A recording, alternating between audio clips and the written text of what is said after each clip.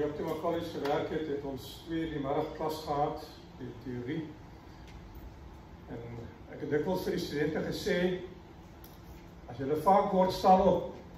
Moenie sit en vis vang nie, ek gaan jou oproep. Soos ek julle sien slaap, dan gaan ek sê, moet staan. Dis waarom dag vir dag, mag die Here vir u seën, dat die woorde wat u moet hoor, u sal hoor. En ek weet, die vaak is groot, maar mag die Here vir u en vir my genade gee. Ons bid saam. Dierbare Koning Jesus, ons plaas onsself voor die voete, dat u ons kan aanraak op die wyse wat u gekies het vanoggend. Maak ons waardig om dit te kan deurmaak, en seën hierdie gemeente vanoggend in Jesus naam, vra ons dit. Amen.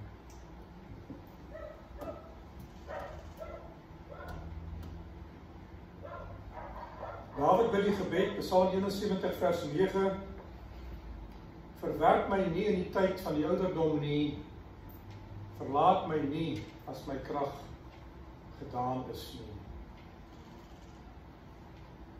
Ek het u vertel, my maat met haar afsterwe ontdek ons in haar woonstel 'n groot boks vol boeke. Nou ek weet sy het dagboeke geskryf, daagliks. En sy het in daardie boeke elke aand huisgodsdiens gehou vir haarself, sy was alleen. En dan het sy 'n opsomming gemaak van die geestelike les wat sy geleer het in die Bybel uit. En dan aan die einde van die geestelike les het sy 'n gebed geskryf. En in elkeen van daardie gebede het sy die geheime van haar hart en die vrese en die liefdes van die lewe en die leed van die lewe geplaas. Die dinge waaroor sy kwel. Sy skryf hoe daar geldjies min is die maand, hoe sy skryf hoe daar probleme is onder die ou mense in die ouete huis waar sy gebly het, sy 'n woonstelletjie gehad. Maar dan het sy 'n plekkie gehad waar sy die kinders by die naam genoem het. Ek het baie van hierdie gebede gaan lees. En ek was verbaas oor die diepe detail van haar versoeke en haar gebed vir ons. Hoe sy ons gedra het met haar gebed elke dag. Die diensmaag van die Here skryf in die getuienis en sê dat ons gebede word in die boeke van die hemel opgeteken en dit bly pleit vir ons in die gebede van ons ouers pleit vir die kinders lank nadat daardie kinders reeds gaan rus het. Ag die ouers gaan rus het. So u ouers se gebede hou nie op pleit vir u die dag wanneer u of wanneer hulle gaan rus nie. Gaan dit met u goed of gaan dit met u sleg? Ek het al baie dae as dinge, daar kom seker tye in die dag wat 'n mens net voel jy word opgelig. Dan wonder ek, bid iemand vir my? Is dit 'n gebed van my ma of my pa wat nou weer hersien word? Ek wil u vra, wat bid u? Ons vertel baie leuns vir mense. Mense vra vir ons, as ons ons groet, hoe gaan dit? Wat sê ons vir hulle?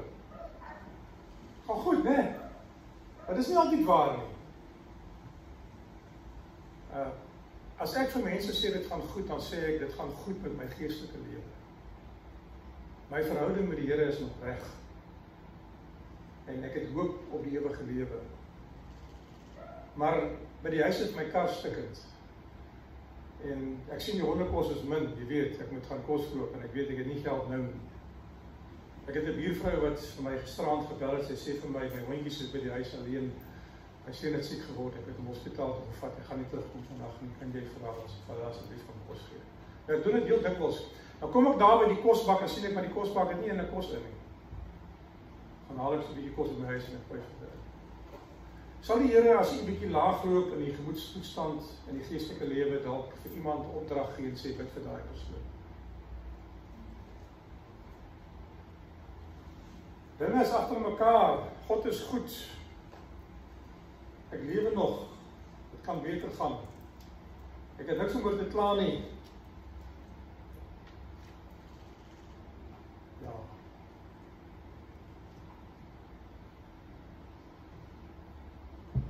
Geliefdes, u gemoedstoestand moenie die refleksie wees van die omstandighede waarin u is. En ek sê vir u dikwels, ek weet vir myself, nie vir u nie, Want dit is my lewensstryd om toe te laat dat die omstandighede van die lewe my nie onderdruk nie. Ons is in hierdie lewe met stryd en ons gaan in 'n stryd wees tot die einde toe en ons moet voortbeer soos Josua in ons les voortgebeur het met krag, met ywer.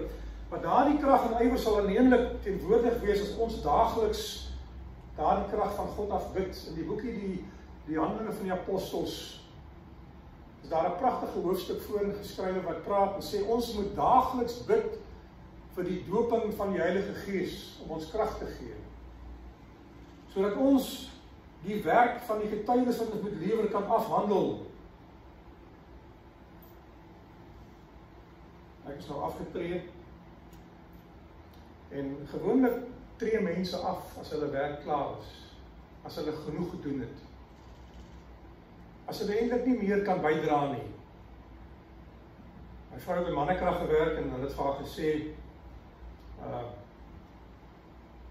lei hierdie persoon op, en as die persoon opgelei is, dan kan jy maar jou goedjies pak. Dit is jou nie meer nodig nie. Het dit gedoen? Here het vir ander werk voorsien, maar dit was die situasie daar gewees. Nou, tree mens af, omdat jy klaar is. Ek het my lewe lang gestudeer om kennis te bekom, ek het met mense omgegaan om mensekennis op te doen. Ek het myself geleer ken, ek het die Bybel geleer ken, glo ek. En wanneer jy op die hoogtepunt van jou kennis en jou ervaring en jou wysheid en jou vermoë om dinge te doen kom, dan sê die kerk, jy het die ouderdom bereik wat jy moet afskaal, van rus nou. Maar ek wil vir jy sê, ek is meer besig nou as ooit, wat ek van tevore was, deur die genade van die Here. Geliefdes, ek wil vir jy vra, watter gebed bid u op die oomblik? Dis in my gedagtes dikwels. En ek het laas keer toe die was vir u gevra, tot watter God roep u? Tot die God van genesing, die God van heling, die Here wat herstel, die Here wat verlos, die Here wat vergewe, die Here wat regter speel tussen ons en mense waar dinge verkeerd gaan, die God wat sien dat dinge verkeerd gaan, die El Roi, die El Shaddai, die Elohim, die God wat ewig lewe, die El Olam. Ek sê dikwels vir u, as u wil weet wat in die hart aangaan, kyk wat u bid.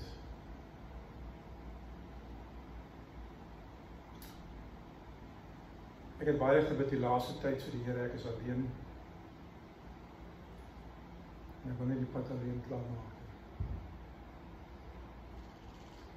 Deur die genade van God het hy vir my 'n maat gestuur. En u gaan nou meer sien, deur die genade van die Here. Want ons wil die pad saamloop tot die einde toe. Het is my wens dat as u 'n gebed het wat u bid, dat die Here u gebed sal beantwoord.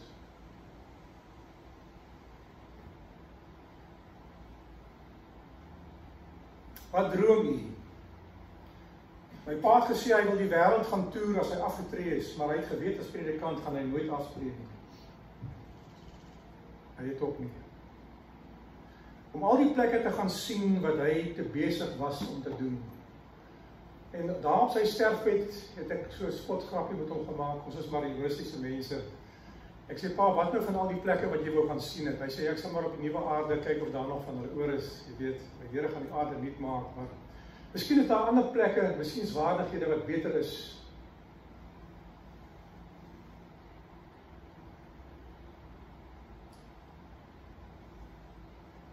Om daai ekstra kamer aan te bou, ek bou tans weer goeders aan vir 'n persoon wat gaan inwoon daarso. Om jou kar op te gradeer en nuwe een te kry. Een leraar sê vir my, die karre wat die predikante ry word deur gebed aan mekaar gehou. As jy daai kar verkoop, dan die ou wat hom koop gaan baie swaar kry, want alles val uit mekaar uit en gaan stukkend. En dit is regtig so. Ek wil vir u sê, die genade van die Here is so groot en nodig. Maar hy sê vir my, as jy in jou laaste termyn kom en jy kan dit doen, koop vir jou 'n ordentlike kar en jy ten minste kan uitgaan met iets wat ordentlik ry en nie ruimel en gaan staan en wat jy moet stoot nie. Is dit 'n droom van u om so iets te hê, om te gaan rus? Het u regtig so gewerk dat u moeg is om te gaan rus? Of die geselskap van jou lewensmate kan geniet? My vrou het vir my gesê toe ons daar intrek by die plot, Ons het nou hierdie plotjie gekoop ten duurste met groot opoffering en geld wat ons nie gehad het nie. En toe kry ek die hartaanval nie onthou die Sabbat na die nagmaal hier by julle. Sy besoek my. Sy sê ek het nie daai plot saam met jou gekoop en gebou dat jy moet doodgaan nou.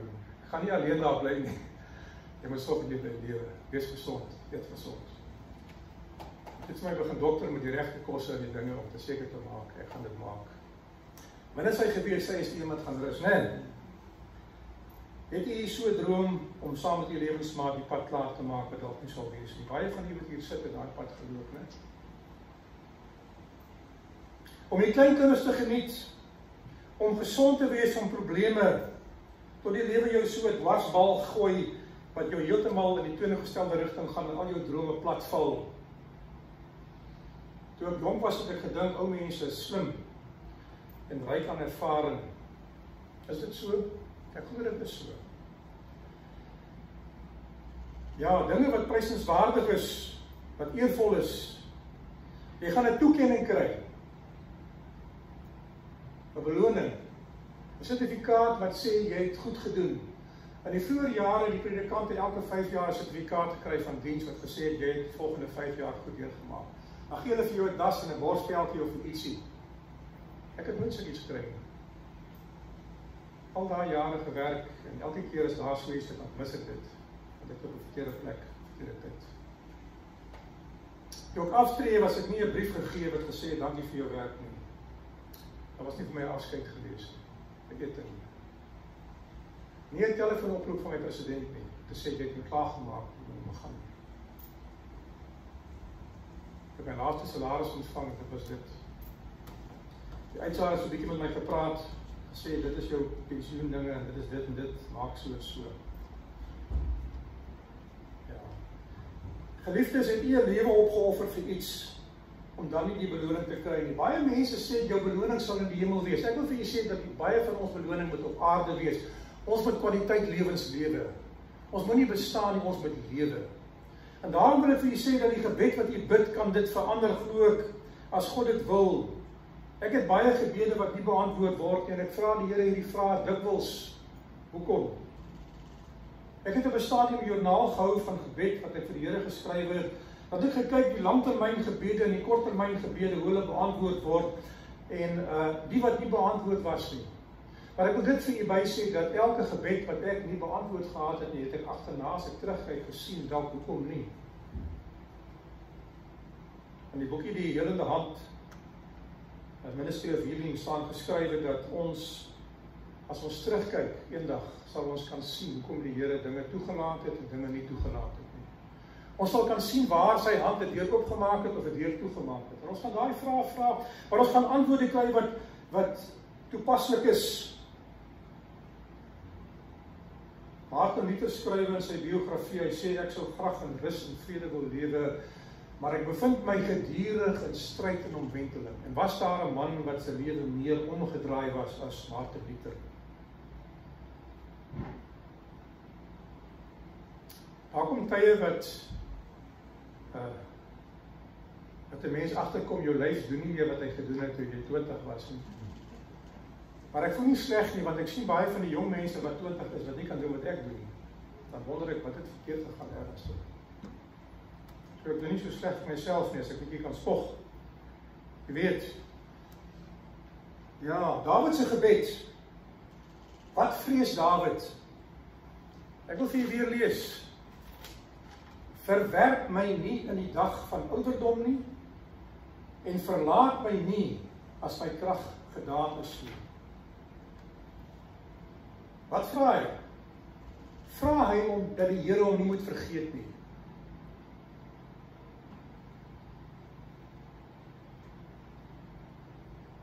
Dat hy nie moet vergeet wat jy vir hom gedoen het nie, as daar soveel meriete is en so.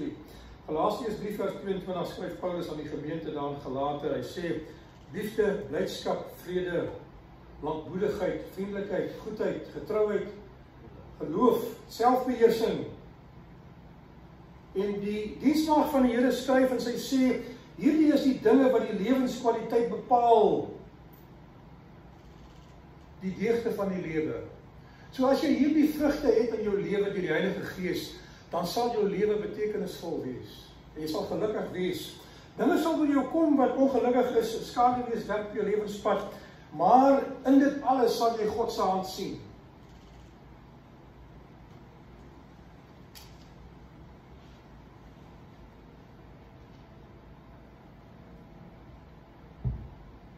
Kan u aan die einde van die pad vir die Here sê, ek het 'n leeftyd met u gelewe en ek het gegroei. Ek het verander. Ek het 'n beter mens geword. Iemand het hierdie week vir my gesê, dinge het gebeur en ek is 'n beter mens as gevolg daarvan.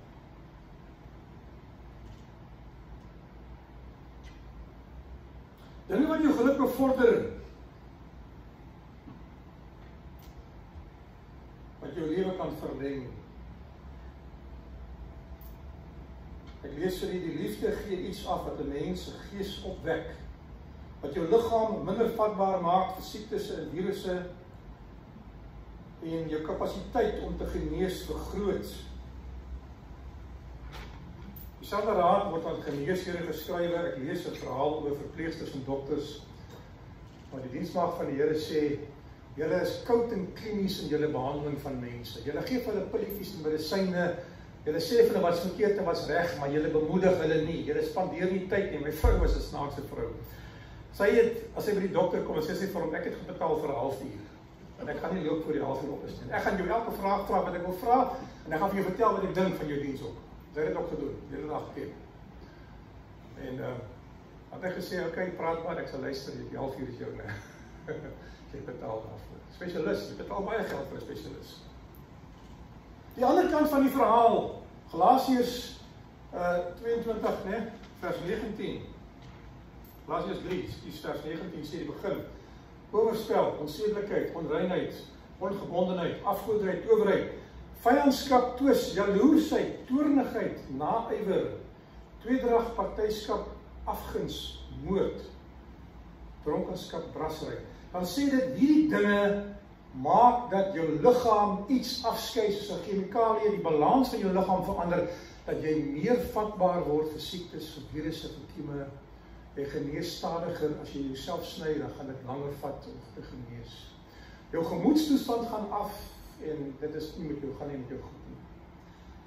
Ek het my pa se begrafnisbrief 'n teks geskrywe wat die Unie-president vir my gesê het, wat die begrafnis waargeneem het. Hy sê, jy moet hierdie asseblief uithaal, want hy moes dit lees, die begrafnisbrief. Hy sê, ek kan dit nie lees nie. Hy sê, jy kan hom dit lees, want ek gaan dit lees. Ek het daar geskryf dat die omstandighede waarin my pa was in die kerk, as predikant, wat negatief was, wat teen hom gedraai was die groot oorsaak dat hy vatbaar geword het vir kanker en gesterf het.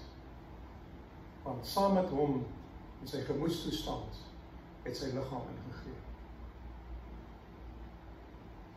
Ek het dit gelees. Is die dinge wat jy koester, dinge wat jy gesond maak, wat jy siek maak. Die diensmaagd van die Here skryf in die boek Ministry of Healing, hy sê, Dawid maak 'n studie van die lewens van mense. Hulle persoonlikheid, hulle karakter en hulle temperament. En nou sê hy in sy gebed, wees met my as ek daar kom van wat ek nou sien in mense gebeur. Hoe word 'n mens as jy oud word? Ek ken baie ou mense, aan die dominee het 104 geword, op Piet, het getroud toe hy 102 was met sy derde vrou. Hy het self sy kar gery en was nog sy tuin gemaak, en stap en dinge gedoen. Ek het baie die oude huise besoek, baie die bidure bygewoon by die verskillende dorpe waar ek was. En ek het gesien wat gebeur met mense wat oud word. Mense wat, ek wil sê, wat hulle visie in die lewe verloor het. Mense wat nie meer 'n doel het, wat hulle nastreef nie. Mense wat hoop opgegee het, omdat hulle lewensmaat nie daar is nie. Wat nie meer kan kwaliteit werk doen en voel, hulle is waardevol, of beteken iets van die lewe nie. So hulle het oorgegee en gesê, ek is niks nie. en hulle liggame het daarmee saam agteruit gegaan. En ander dinge. Waarvoor is hy bid? Is hy bang vir onaktiwiteit? Sy lewe het verbygegaan. Dawid het vroeg gesterf, né? Jy gekyk wat hy was in sy vroeë jare gewees. Maar hy was 'n man van, die Bybel sê 'n man van bloed. Hy was die een wat moes doen wat Israel moes gedoen het. Israel moes die nasies verdryf, en ons les in die afgelope tyd. Hulle het dit nie gedoen in die boek Rigters, in die lied van Deborah skryf, dat daardie stamme is uit hulle eie grondgebied uitgedryf, party van hulle. Party van hulle tussen die mense gebly. Laasweek se les. Hulle het hulle afgode begin dien, hulle het ondertrou met die mense, en hulle het God verlaat. En dit wat die Here wou verhoed het. Nou moet Dawid daardie oorloë voer om daai mense weer weg te dryf, sodat sy volk kan geskik word, want hulle is die draers van die saak van die Messias wat moet kom. Die Christus moet uit hulle gebore word. Dawid is nie bang vir onaktiwiteit nie. Baie mense sê, wat sal ek maak? Ek wil vir julle sê, ek hoor baie mense wat afgetree is, wat oud geword het, hulle is besig. Nou, as jy kan genade hê om bietjie te gaan sit en te rus, dan is dit goed so, maar jou inkomste sal dit wys. Baie van ons wat daar kom, het nie meer geld om te leef nie. Dan moet ons maar werk. Ou mens voorregte. Ek het eendag in Jeffreys Bay vir die kerk gesê, van hierdie Sabbat af kan ek by die spesiale parkering by GameStop, daarvoor in Jeffreys Bay se mall, wat sê 60 jaar en ouer kan nou hier stop, jy weet. Ek hoef nie meer daar aan die kant te gaan stop nie. Ek doen dit nie, ek loop op my oorwentjie wat ek loop. Dis 'n voorreg wat ek het. Die Hyperama hierso by William Moffat het 'n spesiale tyd voor die winkel oopmaak vir die bejaardes, die mense wat moeilik loop.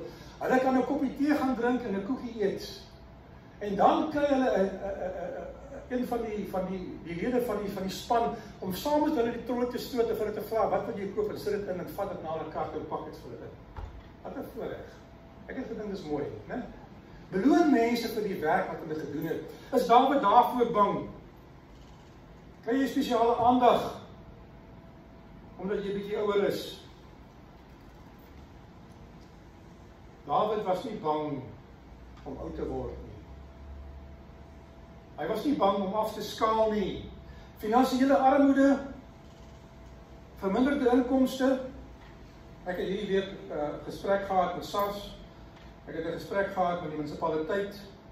Ek het 'n gesprek gehad met die prokureurs oor inkomste, oor belasting, oor kontrakte, oor die waardes van grond. Want daar is kortinge wat ek nou kan kry, omdat ek kan sê ek is afgetree. Wat ek nie kry nie. Dit kan so 'n bietjie help. Ek het nie nodig nou nie, maar dit gaan later dan nodig word. Hoekom sou ek dit nie gebruik nie? Was Dawid bang hy gaan te min hê? Elke oorlog wat Israel gevoer het, was daar oorlogsbyt, en dan kry die koning 'n porsie, wat die grootste is. Gaan na die skatkamers van die koning toe. En die res word onder die generaals en die manskappe verdeel as hulle beloning, hulle arbeidsbyt, want na Jerigo het die Here gesê, die oorlog wat nou kom, kan julle van wins kry. Die vee, die bedelmente, slawe en slavinne, diere. Wat het Dawid met daai geld gemaak? Dawid vat al daardie geld wat die ophoop van sy lewe was, en hy gee dit vir die Here as 'n offergawe, en hy sê, ek wil vir die Here 'n tempel bou. Net om te hoor die Here sê vir hom, Dawid, jy sal nie vir my 'n tempel bou nie. Dit bloed aan jou hande. Die droom van Dawid, die wens van Dawid om vir die Here iets te doen. Sê die Here nie. Hy sê, maar jou seun sal dit doen. Maar Dawid sê, nou maar goed, dan kan ek nog ten minste help. Ek kan die begin maak. Ek gee die middele. En hy het dit gedoen. Dawid was nie bang vir armoede nie. Was hy bang om alleen gelaat te word? Die Bybel sê, toe hy oud geword het, het hy 'n nag koud gekry, en iemand stel voor, dat hy 'n jong meisie kry om saam met hom te slaap, om warm te hou, om metgesel te wees. As hy daaroor bekommerd? Ek sien nie in Dawid se lewe dat hy daaroor bekommerd was om alleen agter te bly nie. Alhoewel hy vroue gehad het, verskeie. Bang is sy kinders nie meer kom kuier nie. Elke plek wat ek gaan met die ouer mense toe, dan sê hulle vir my kinders het my vergeet, Hulle kom nie vir my kuier nie, hulle sorg nie vir my nie. Hoef jy dit nie beloof, hulle sal hulle pa en ma versorg nie. Ek het nie baie gesê, ek het my ma versorg voordat sy op haar laaste was. Ek het my lewe lank wat ek gewerk het vir my ma 1/10 van my salaris gegee as 'n bydrae, maar pensioen aan te voer. Het ek armer geword daardeur? Die Here het my gesê op ander maniere wat ek nie kan vir julle vertel nie. Is jy bang dat die vriende nie sal omgee of meer sal kom kuier nie? Dat jy met die plekke sal kan bywoon waar dinge gebeur nie? Afgesonder eensaamheid, my maat het my gesê, André, tot jy daar is eendag, as dit sal gebeur, sal jy nie weet hoe alleen ek is. Sy was 21 jaar en weet dit weer. En ek het dit in die boeke gelees wat hy geskryf het. Sy het baie vriende gehad. Sy het 'n aktiewe lewe gehad tot die einde toe. Sy het gewerk tot sy 85 was. Dit was haar lewe. Lees sy af. Dawid was nie bang om alleen te wees nie. Hy bid nie oor die ellende en die alleenheid van die ouderdom nie. Was hy bang oor sy gesondheid gewees? Hoe dikwels bid ons nie oor ons liggame nie? Het hy 'n hospitaalplan gehad? Iemand sê vir my, as jy afgetree het, moet jy seker maak dat jy 'n goeie hospitaalplan het, want dit is wat die ou mense nodig het. Dis waar hulle moeilikheid kry. Die hospitale betaal nie meer nie. Kroniese medikasie. Die agteruitgang van sy liggaam. Mense wat sy werk moet kom doen. Hy was nie daarvoor bang nie, sien ek in die Bybel. Was hy bang vir sy vyande? Hy wat 'n reus van 'n soldaat was. Was hy bang vir politieke onrus? Het hy Australië toe gegaan omdat hy bang is vir die land se politiek? Ek veroordeel nie die mense wat gegaan het nie, maar Dawid kon gesê het, ek wil nie hier bly nie. Hier's te veel dinge hier, hierdie mense bedruk my. As 'n hart. Die bure wat jou pla, ek lees so rukkie terug van hofsaake tussen bure. Oneenigheid oor bome wat groei oor die grenslyne, of oor geraas, of oor honde wat blaf. Was Dawid daaroor bang? Hy was nie daarvoor bang. Hy bestudeer die karakters van mense wat oud word. Hy merk op dat die dinge wat hulle geneig was om te koester in hulle persoonlikheid en hulle temperament neem toe soos hulle ouer word. Die wet van Openbaring, laat hom wat vuil is, nog vuiler word. Laat hom wat goed is, beter word. Met ander woorde, in die rigting waarin jy beweeg het, gaan hulle voort en dit word erger. Nou as jy 'n mooi persoonlikheid gehad het, en ek sien dit baie van mense, as jy 'n sonstraal is wat mense oplig en bemoedig op die lewenspad, dan neem daardie eienskap toe soos jy ouer word. Dis verskeie mense in Port Elizabeth se ouete huis waar ek was 'n paar keer by julle ook hier gewees by ander plekke, die van julle mense hier was. Dat ek vir die Here gesê het, Here, dit is so plesier om hierdie mense te sien en te weet wat hulle doen. Hulle is 'n aanwinst vir die plek, maar dan is daar ander wat heeldag kla, heeldag probleme het, en heeldag, die een tannie sê vir my, leraar, ek het gekyk hoeveel keer jy kom na daai een en daai een toe jy besoek, maar jy kom minder. Ek sê, tannie, ek besoek jou die meeste van almal. Ek het 'n boek wat ek skryf vir besoek. Ek sê, maar die rede hoekom jy my minder sien, is jy kom nie na die bidure toe nie, want jy het vir my gesê, jy wil nie jou man bidure toe bring nie, want jy's bang daai vrouens gaan jou man afvry. Dis haar woorde gewees. Ek sê, tannie, jou man is in die 80, wie wil hom hê? Nee, hulle soek hom, ek weet. Was Dawid bang oor so iets? Hy sien dat mense word mooi, hy sien dat mense word lelik.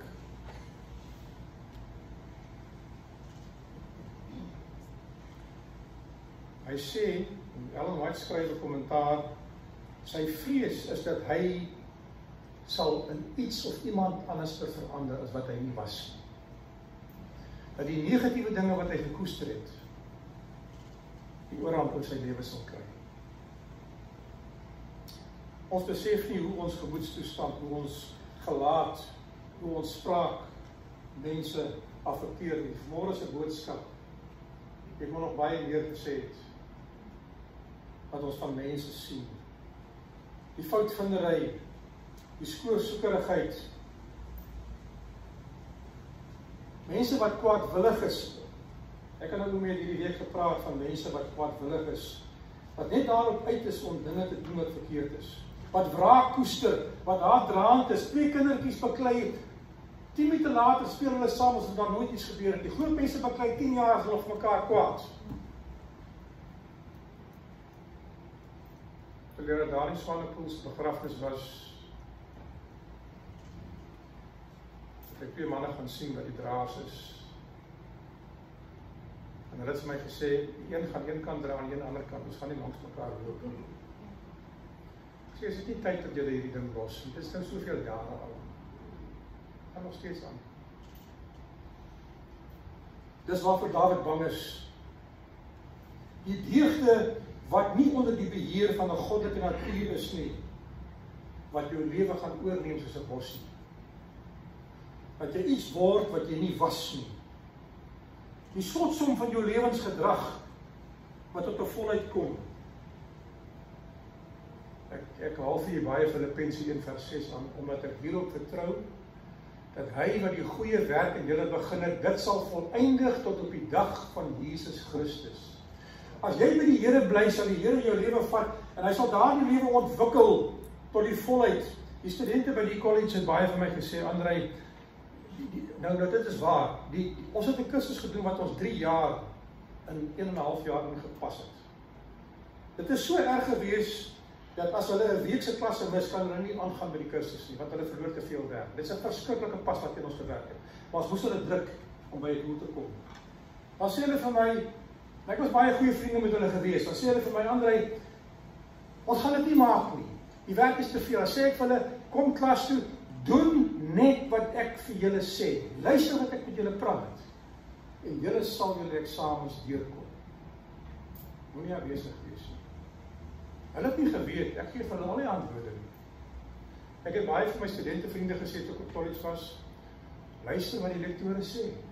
Hulle gee vir jou leidrade, gaan kyk, skryf. Ek het gesit en skryf wat die onderwyser neersit. Ek het nie die boeke gaan lees nie. Dan vra hulle, hoe jy dit regkry? Sê ek, jy moet luister wat hy sê. Geliefdes, die Here doen dieselfde. Die Here gaan, wat sê die boek Amos? Die Here doen niks, tensy hy sy profete, jy weet, opdrag gegee het. Hulle sê vir jou, met ander woorde, wat ons nodig het staan hier geskrywe. Luister, lees, volg die Here, en dit sal met jou goed, want jy sal daar kom by die einde van die pad, dan gaan die Here sê, maar jy het dit gemaak. Laat hom wat goed is beter word. Laat die vriendelike persoon vriendeliker word. Laat die vrygewige persoon meer vrygewig word. My vrou het met 'n sak hondekos in die kar gery, ingeval sy dalk 'n hond sien wat nie kos dit nie, wat maar is. Dan sê ek vir haar, jy weet, ek sal dit maar los daar. Op haar sterfbed, die week voor sy gegaan het, sy het al so 'n bietjie delirious geword, dat sy begin weer mekaar praat. Sy sê vir my, stuur vir my 'n foto van my kredietkaart. Nou ek ken haar, ek bel haar, FaceTime, sodat ek haar kan sien as ek met haar praat. Ek sê, wat wil jy met jou kredietkaart se inligting maak? Ek het iemand raak geloop wat in die moeilikheid is. Ek wil vir haar geld gee. Dit was sy gewees tot die einde toe. Sy het daar eie projekte gehad, sy het baie mense gehelp. Julle sal nie weet hoe baie mense sy gedra het nie. Sy het mense aan die lewe gehou met 'n salaris uit haar inkomste. Is daar in u iets goeds wat die Here kan sê, hierdie ietsie behoort aan my? En dit gaan die kenmerk van jou lewe word, dit gaan beter word soos wat jy ouer word. Of gaan die Here vir jou sê, jy is van nature 'n jaloerse mens, en jy gaan nog meer jaloers word, totdat jy gaan verteer binnekant. Want jaloersheid is een van die dinge wat jou verteer. As jy 'n synige mens is, gaan jy nog meer so word. As jy 'n kwaadprater is, dan gaan jy nog meer skinder. Die dag wanneer die Here sê, dit wat moet gebeur, moet tot 'n volheid kom. In die rigting waarin jy gegroei het, in jou ouderdom, gaan jy voortgaan totdat jy die vrugte pluk daarvan. En ek praat nie van verlossing nie.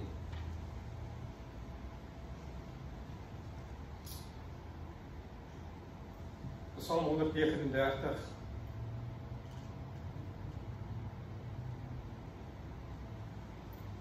Nou weet my hierdie week na Psalm gestuur in boodskap.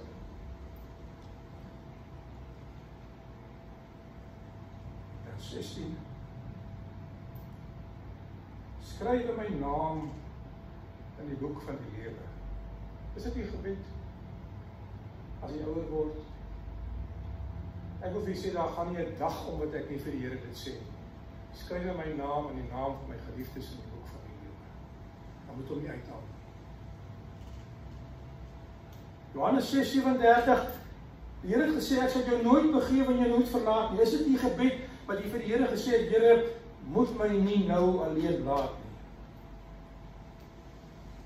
Ek het toe my vrou oorlede was, daar langs die see gaan stap en ek het eendag vir die Here gesê, hierdie woorde, moet my nie nou alleen los nie. Dis verkeerde tyd. Moet my nooit alleen los nie, in elk geval. Maar dit was my behoefte. Psalm 68 vers 6, 'n vader vir die wees, 'n regter vir die weduwees, en die een wat roep na hulp, roep nie na hulp toe die Here toe. Het jy al vir die Here gevra of hy hoor? Psalm 72 vers 9, ek gebruik die voorbeeld baie, 15-jarige meisie wat vir my gesê het, ek is 'n weeskind, ek het niemand nie, niemand gee vir my om nie. Toe lees ek vir hierdie Psalm, die Here is 'n helper vir die een wat niemand het nie. Die een wat nie 'n helper het, die Here sê, ek is daar vir jou. So jy het nie 'n kans om weg te kom nie. Psalm 56 vers 9, ek het jou trane gesien, ek het dit in 'n bottel geplaas. Is die bottel al vol? Party van ons huil baie oor dinge. Dawid gaan hierdie dinge deur.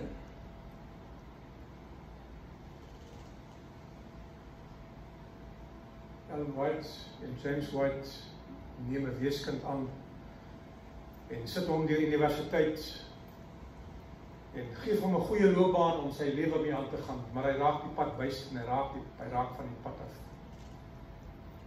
Sy skryf hom 'n baie sterk bewoorde brief. Sy sê, jou ouers toe hulle gelewe het jou daagliks in gebed aan God opgedra. En sy gebruik die woorde, their prayers found a lodgment in heaven. Hulle gebede het 'n herberg gevind. Dit bly daar opgeteken en dit pleit vir jou lank nadat hulle gaan rus het. Moenie ophou vir die kinders bid nie. Moenie ophou vir die familie bid nie. Moenie ophou om vir jouself te bid nie. Daardie gebede sal pleit solank u lewe en tot aan die einde daarvan verby opkom. Wat is God se wil? Ek wil afsluit daarmee. Deuteronomium 4 vers 40. Die Here sê, dit is my wil dat dit met jou en jou kinders goed sal gaan. Dit is my wil, ek gebruik my eie woorde, dat jou dae verleng mag word in die land wat God vir jou gegee het. Geliefdes, watter gebed bid u tans? Is dit die gebed van Dawid? Dat u bang is dat u iets of iemand gaan word wat u nie was toe u kind was.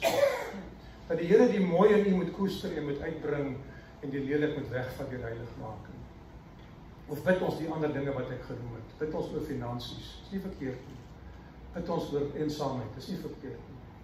Bid ons oor gesondheid, is nie verkeerd nie. Die Here het gesê, wat het ons gesing het nou? Ons moet die Here soek, ons moet klop. En die woord in die Grieks, die klop, die soek, is 'n present continuous tense, is aanhoudend. Klop tot die Here oopmaak. Vra tot die Here antwoord. Het die Here een van die gebede beantwoord die week? Mag die Here vir u seën.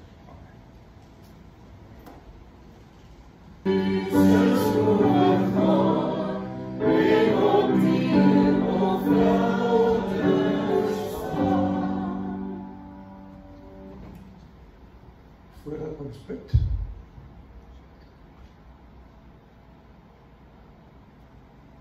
ek weet nie wat in die hart aangaan nie. Ek weet nie wat in my hart aangaan. En ek wil vir sê die pad vorentoe gaan moeiliker word. En ons gaan nog baie bid. Ek wil vir uitnooi, as daar iemand is wat vanmôre voel dat hulle wil weer hulle verbond met die Here regmaak. Vir die Here sê, Here, Ek wil die pad met u loop van hier af vorentoe. En ek wil dit vir die Here wys. Dat ons die Here spesiaal bid, dat die Here daardie gebed, in watter vorm hy ook al mag kom, sal beantwoord.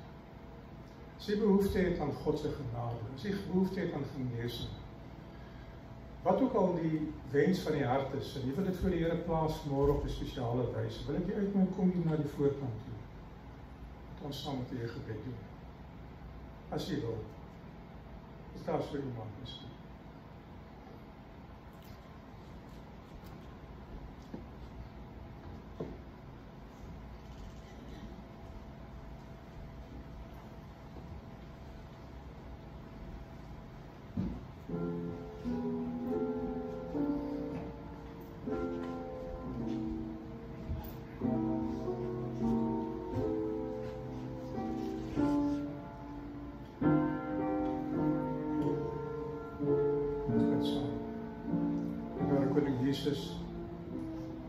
Ek glo in elkeen van ons harte is daar 'n gebed wat ons nie durf uitspreek nie. 'n vrees, 'n verwagting. Maar ons het ook dankbaarheid, ons sien ook die hand in ons lewens. Here, ek wil vir elkeen wat in hierdie kerk is en veral vir hulle wat hulle behoefte uitspreek vanmôre vir u vra, dat u hulle hand sal vat op 'n spesiale wyse. En vir hulle sal sê, ek sal jou nooit begewe, jou nooit verlaat nie. Ek sal met jou gaan tot aan die einde van die pad. Ek het 'n pad voorberei vir jou en jy gaan daai pad loop saam met my tot die einde toe.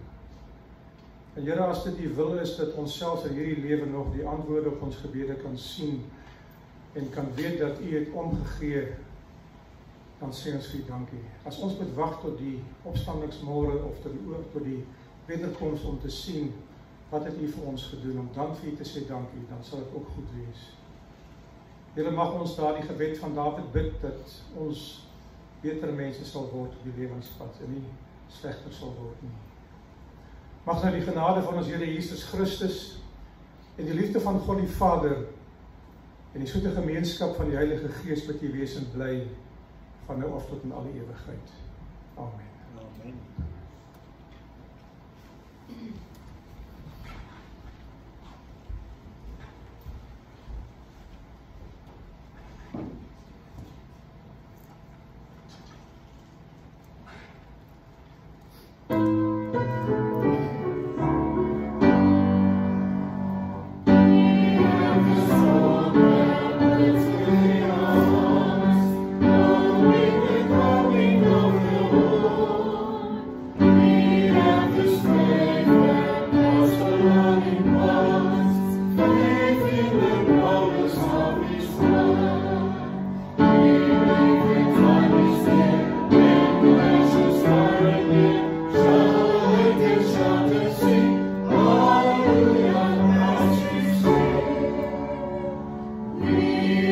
This